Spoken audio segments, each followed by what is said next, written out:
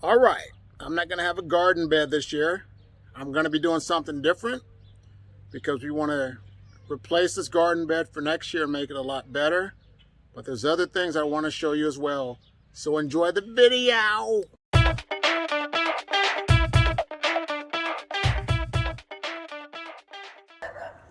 Well, hello.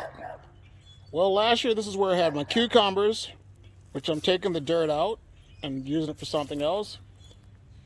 The frame that I'm disassembling. This had peppers. This one had tomatoes. And this one here had strawberries. But I just put leaves in it, which was up to the top, and now it's breaking down to make compost. And I've been adding food scraps to this one as well to help it break down.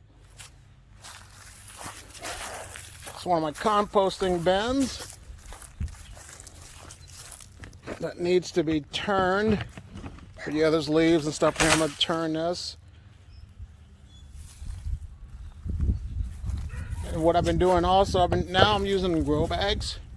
So we're going to do this year, just going to use grow bags. And these are the strawberries that are planted into these grow bags, this grow bag. I'll tell you what, these things get heavy with the dirt, but we're going to see how this works out with the grow bags. I went ahead and gave this a quick turn to let it start heating up again because it needed to become hot to break this down quicker. This here is my composting tumbler. There's bugs in it. I gave it a turn. So the bugs are helping to break this down. Looks like gnats and a lot of gnats in there to help it. So we'll leave this alone for now. And now for my next project. This is going to be my anything goes composting bin. I'm talking about any other food scraps, leftover lasagna, ham bones, chicken bones, whatever is going to go in here.